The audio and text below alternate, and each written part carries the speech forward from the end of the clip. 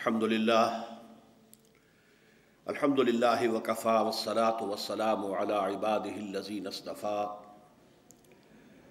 خصوصاً علی افضلہم وخاتم النبیین محمد الامین وعلی آلہ وصحبہ اجمعین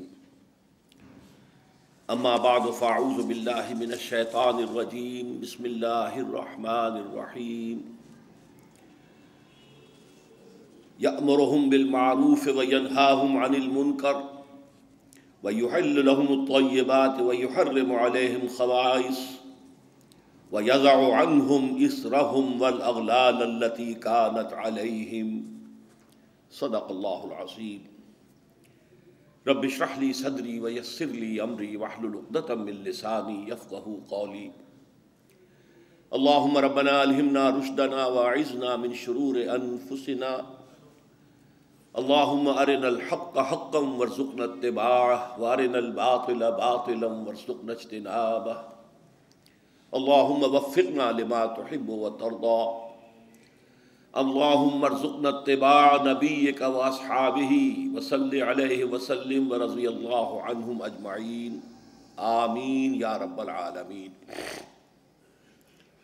حضرات، آپ کو معلوم ہے کہ آج اس خطاب جمعہ ہی میں در حقیقت ایک خطبہ نکاح بھی ادا ہوگا، اور خاص طور پر شادی بیاہ کی جو تقریبات ہیں ان کے ضمن میں جو اصلاحی تحریک ہم نے شروع کی ہے، اور جس کے لیے اس وقت اس ملک میں خاص طور پر صوبہ پنجاب میں ایک خاص موقع پیدا ہو گیا ہے کہ کھانوں پر جو پابندی لگائی گئی تھی ان میں اب ون ڈش کی حد تک جو ہے وہ اجازت دی گئی ہے۔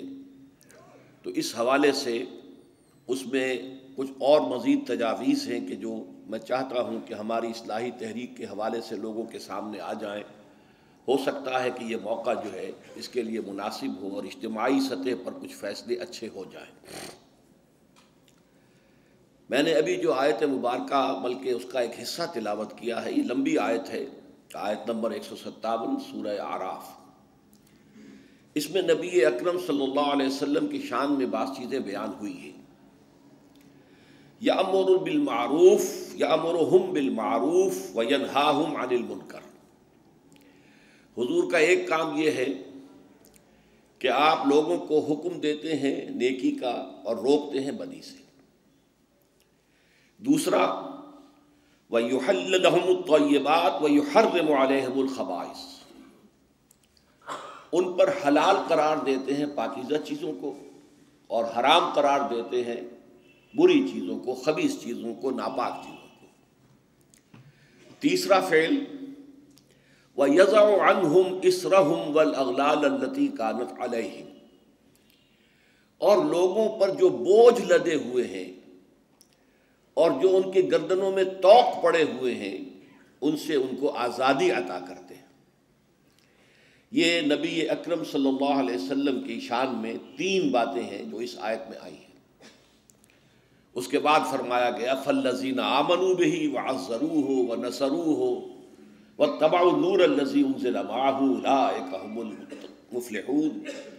تو جو لوگ ان پر ایمان لائیں گے، ان کا احترام اور اعزاز کریں گے، ان کی مدد کریں گے، اور جو نور ان کے ساتھ نازل کیا گیا ہے اس کی پیروی کریں گے، تو وہی فلاح پانے والے ہوں گے۔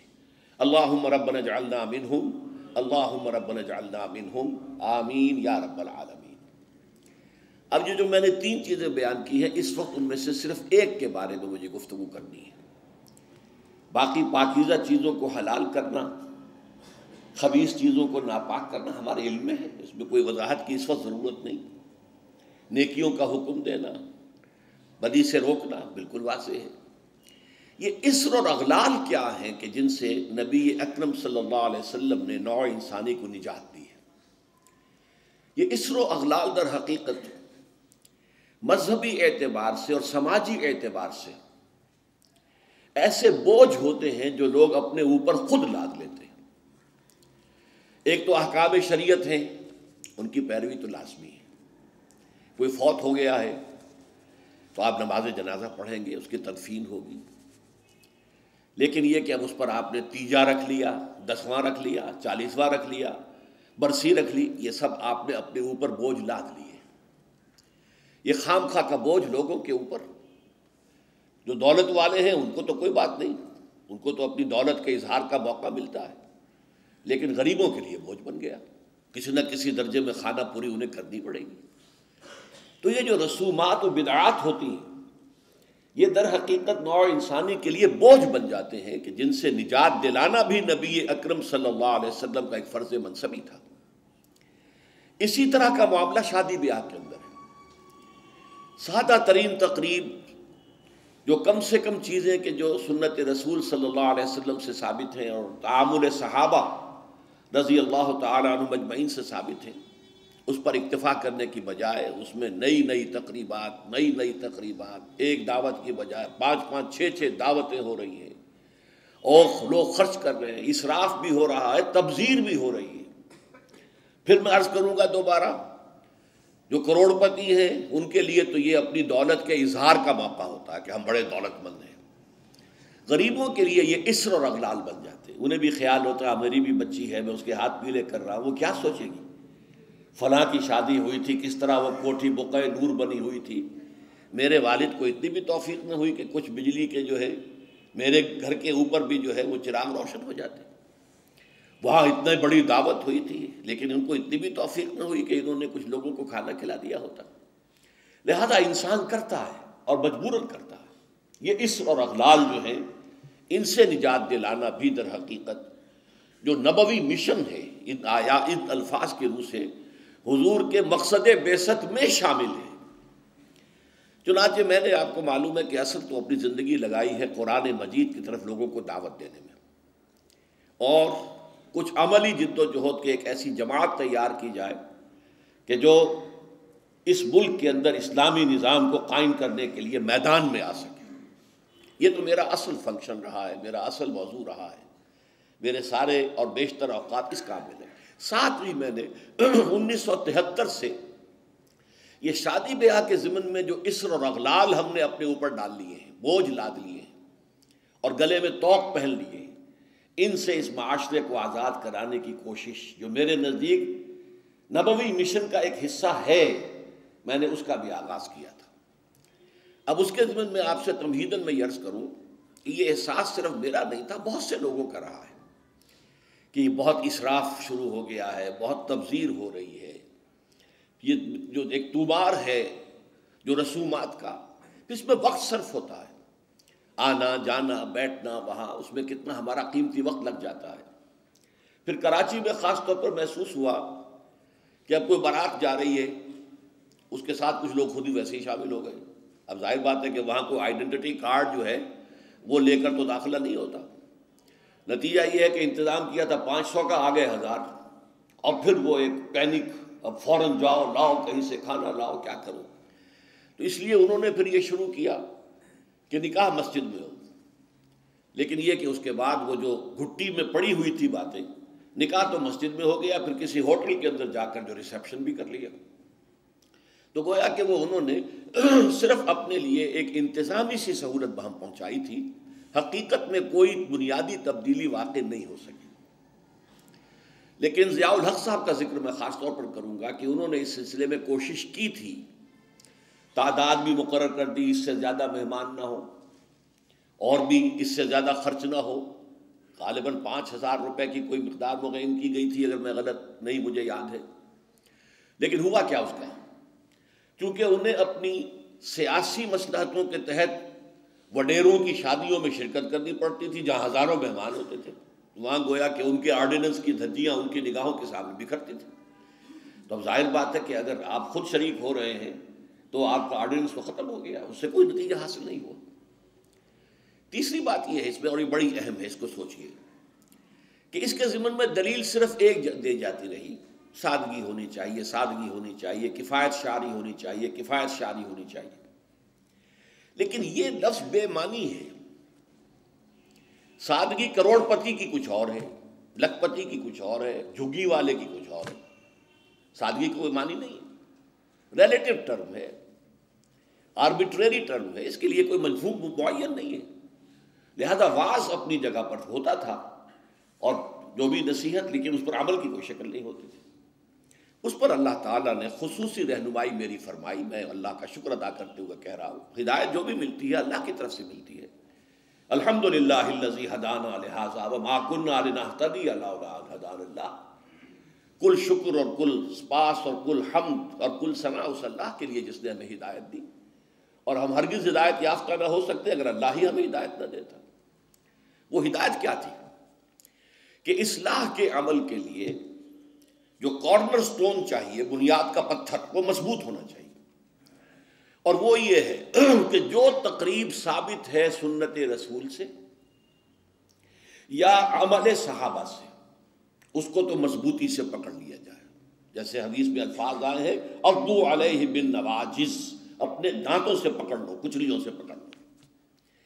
لیکن جس تقریب کا، جس رسم کا کوئی ثبوت نہ ملے، نہ حضور کے عمل سے نہ صحابہ کے تعامل سے، اس کو پھر پوری بے دردی کے ساتھ اور پوری جرت کے ساتھ، جرت رندانہ کے ساتھ اس کی جڑ کاٹ دینی چاہیے۔ اس میں کمی نہیں ہے، کمی بیشی تو پھر وہی الفاظ ہو جائیں گے ریلیٹیو ٹرم میں، کتنی کمی کتنی کمی، نہیں، اسے جڑ سے اکھڑ دیا۔ اس چیز کو، اس اصول کو سامنے رکھ کر، اور یہ اصول اس حدیث سے ماخوذ ہے جس میں حضور نے فرمایا تھا کہ میری امت کے 73 فرقے ہو جائیں گے، 72 جہنمی ہوں گے، ان میں سے ایک ہوگا کہ جو جنت میں جائے گا۔ وہ پوچھا گیا کہ وہ کون سا ہوگا؟ فرمایا ما انا علیہ واصحابی، وہ فرقہ یا وہ جماعت یا وہ لوگ جو میرے اور میرے صحابہ کے طرز عمل کی پیروی کریں۔ ان کا نام چاہے ایک نہ ہو، ان کا طرز عمل یہ ہو کہ وہ میرے اور میرے صحابہ کی پیروی کریں۔ اسی پر ماخوذ ہے یہ، اسی پر مبنی ہے۔ تو اس کے ضمن میں ہم نے جو اصلاحات تجویز کی ہیں، اس میں سب سے پہلی اصلاح یہ ہے کہ نکاح مسجد میں ہونا چاہیے۔ یہ بات جو ہے شروع میں تو لوگوں کو عجیب سی لگی، لیکن جو دلائل میں نے دیے وہ اتنے کنونسنگ تھے کہ الحمدللہ اس کو تو لوگوں نے بہت جلد قبول کر لیا۔ ہمارے لیے سب سے بڑی دلیل کیا ہے کہ حضور کا قولی حکم ہے، اعلنوا ھذا النکاح واجعلوہ فی المساجد، نکاح کا اعلان عام کیا کرو اور مسجدوں میں منعقد کیا کرو۔ یہ جامع ترمذی شریف کی روایت ہے، اگرچہ ٹھیک ہے، علماء کا کہنا یہ ہے کہ یہاں جو وجعلوہ جو فعل امر ہے، یہ وجوب کے لیے نہیں ہے، استحباب کے لیے ہے، لازم نہیں ہے۔ امر دونوں طرح کا ہوتا ہے، مستحب ہے، بہتر ہے۔ تو سوال یہ کہ بہتر کو کیوں چھوڑیں؟ جس کو محمد رسول اللہ نے بہتر قرار دیا ہو اسے کیوں چھوڑیں؟ کس دلیل سے چھوڑیں؟ ہمیں لازماً اختیار کرنا چاہیے۔ پھر میں نے عرض کیا، حضور کی بیٹیوں کے نکاح مسجد میں ہوئے تو ہمارے ہاں کون ہے وہ چودھری اور وہ سرمایہ دار تو جو سمجھے کہ میری بیٹی کی تو توہین ہو جائے گی اس کا نکاح مسجد میں ہو؟ اس طرح باتیں سمجھانے کے لیے ہوتی۔ حضور کی محبت ہر مسلمان کے دل میں ہے، لیکن کسی نے ادھر توجہ دلائی ہی نہیں تو لوگ کیا کریں؟ اس میں علماء کی فیلیور ہے سب سے بڑی، اور اس کی وجہ کیا ہے؟ وجہ یہ ہے کہ ہمارے مولوی عام طور پر کمی کاری ہوتے ہیں، ملازم ہوتے ہیں۔ دیہات میں تو ان کی حیثیت کمی کاروں سے زیادہ ہوتی ہی نہیں، وہ چودھریوں سے کیسے کہیں؟ عام شہروں میں بھی مساجد کی جو مینیجنگ کمیٹیز ہوتی ہیں وہ تو سرمایہ داروں پر، لوگوں پر، اونچے لوگوں پر ملتوی ہوتی ہیں، ان سے کیسے کہیں؟ لہٰذا یہ حدیث جو ہے بیان نہیں کی گئی، حدیث موجود ہے ترمذی شریف کی، اعلنوا ھذا النکاح واجعلوہ فی المساجد۔ میں نے اس حدیث کا حوالہ دیا تو لوگوں کی آنکھیں کھل گئی۔ جب کہا دیکھو اگر فاطمہ الزہرا رضی اللہ تعالی عنہا کا نکاح مسجد میں ہو سکتا ہے تو کس کی بیٹی زیادہ عزت والی ہے حضرت فاطمہ الزہرا رضی اللہ تعالی۔ تیسری بات میں نے اور دی دلیل، اور اس میں غیرت کو ابھارا کہ دیکھو عیسائیوں نے اب تک اپنے